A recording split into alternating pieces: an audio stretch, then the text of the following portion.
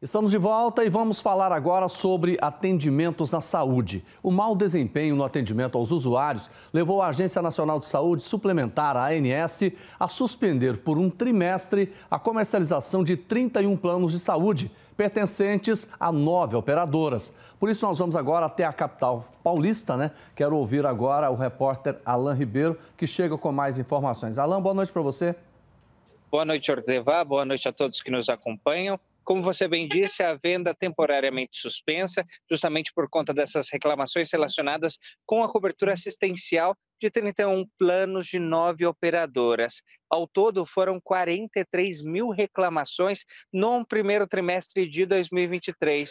A medida ela faz parte, Jordevá, do monitoramento da garantia de atendimento, justamente que visa aí ter a qualidade desses atendimentos e que eles sejam cumpridos. Com isso, 400 mil beneficiários ficam protegidos com essa medida, com esse bloqueio nas vendas. Por quê? Os planos só poderão voltar a ser comercializados para novos clientes se as operadoras apresentarem melhora no resultado desse monitoramento. Bom, o bloqueio de novas vendas passa a valer a partir do dia 23 de junho, ou seja, a próxima sexta-feira. Após o monitoramento do primeiro trimestre, 15 planos de saúde que estavam aí com a comercialização suspensa foram liberados para realizar novos contratos, ou seja, esses planos aí, esses 31 planos que estão suspensos, se eles se adequarem às medidas da ANS, poderão voltar a ser comercializados. A lista completa desses planos de saúde pode ser consultada no site da ANS. Jordevá, eu volto com você. Alan, eu quero que você continue com a gente, porque eu vou falar desse assunto com mais detalhes agora. Nós estamos recebendo o Rafael Svízero, que é advogado especialista em direito do consumidor. Inclusive, eu convido você, viu, Alan, para que você participe também dessa nossa entrevista. Doutor, tudo bem? Boa noite ao senhor.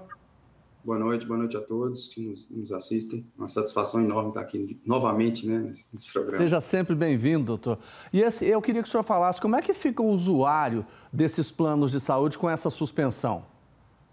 Na verdade, a intenção da ANS é justamente proteger os usuários já existentes, porque eles suspendem a comercialização de planos novos, eles suspendem a venda de novos planos, né, de uma maneira mais informal. E o que eles querem é o quê? Resguardar os direitos dos consumidores em razão de má prestação de serviço, em razão dos não cumprimento das normas exigidas pela ANS, pelo Código de Defesa do Consumidor. O que leva um plano a ser suspenso? A ausência de atendimento aos critérios exigidos nas resoluções normativas da própria ANS, nas instruções normativas e no próprio Código de Defesa do Consumidor. O exemplo mais clássico disso é o não cumprimento dos prazos legais para consulta, para situação de emergência, para exames. Então, um plano que não consegue atender o seu usuário a contento, a ANS entende que, de acordo com as reclamações, com os parâmetros tidos nos órgãos de defesa do consumidor, se instaura o procedimento e vai ser, terão essas operadoras, não um prazo, porque a avaliação é trimestral, no próximo trimestre, de comprovar que conseguiram entrar na linha, por assim dizer, cumpriram as exigências legais para voltarem a comercializar os seus planos. Alan? Jordevá, eu queria perguntar para o especialista se existe alguma normativa que diz respeito ao tempo máximo de espera em relação às consultas, exames, para o plano de saúde liberar para o usuário. Tem sim. Existe uma resolução específica quanto a isso, que tem consultas e exames, 7 dias, 15 dias, a depender da especialidade. Urgência e emergência, a gente sabe que não tem prazo específico, não tem carência, não existe cobertura parcial, não existe carência para nada disso, em razão do estado de urgência e emergência. E existe uma resolução, eu não vou lembrar aqui o número de cabeça, me perdoem, diante de tantas aquelas que existem, mas que prevê um prazo máximo para consulta de 7 dias, a depender do exame, 15 dias. E aí tem uma regra que ela é muito específica, a gente pode trazer em outro momento, que fala, porque ela é expresso, 30 dias para um exame, salvo engano, de obstetrícia, 15 dias para fazer os exames eletivos, exames laboratoriais, até 7 dias para consultas. Então tem sim o prazo legal. E o que mais faz com que os planos sejam suspensos é o não cumprimento dessa própria resolução que trata dos planos de saúde. Alan, obrigado pela sua participação, tá bom? Uma boa noite, até mais, Jordevar. Até mais. Agora, doutor Rafael, a pessoa, quando ela perceber, o senhor citou aí várias situações em que o plano tem que cumprir, é obrigatório. Quando não tiver esse cumprimento, o que o usuário faz? Primeira coisa é registrar sua reclamação perante o órgão, perante a própria operadora, digo. Por quê?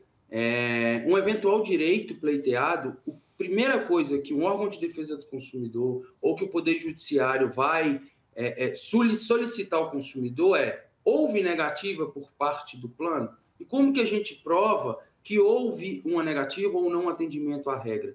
Por um e-mail, uma mensagem que hoje é via aplicativo de WhatsApp, os agendamentos, em que não se cumpriu o prazo entre o interregno entre o protocolo e o não atendimento até aquele momento. Então, o Poder Judiciário ou os órgãos de defesa do consumidor, eles poderão aplicar as sanções previstas na legislação com base nessa reclamação e na comprovação disso.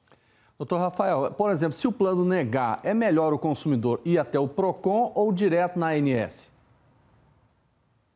Eu, como egresso de PROCON, advogado que sou e diretor de PROCON por quase 15 anos, defendo muito a promoção e defesa do consumidor nos órgãos de defesa do consumidor, até porque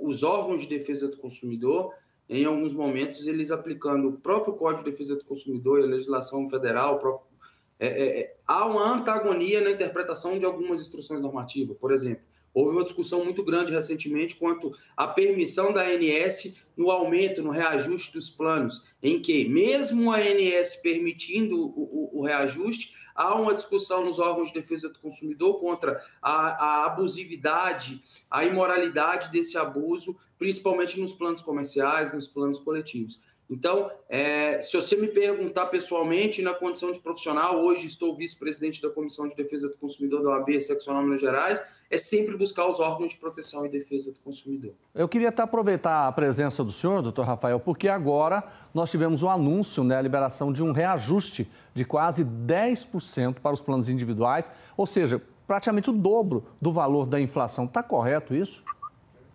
É isso que eu acabei de dizer.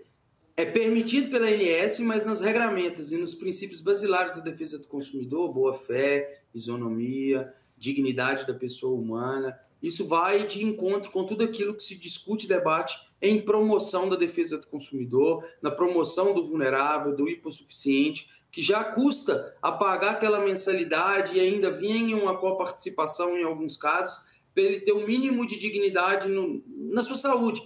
E a gente até já falou em outras emissoras e vem discutindo isso nos grupos de estudo, que tamanha é a atrocidade envolvendo principalmente aquele mais vulnerável, na hora que ele mais precisa, na hora que ele mais necessita do seu plano, há um reajuste que se torna um gargalo no seu orçamento doméstico, ferindo, inclusive, o equilíbrio contratual, a própria isonomia, né, contratual. Rafael, e que vem... Esse reajuste foi autorizado pela ANS, correto? Sim. Recorrer a quem, então, agora?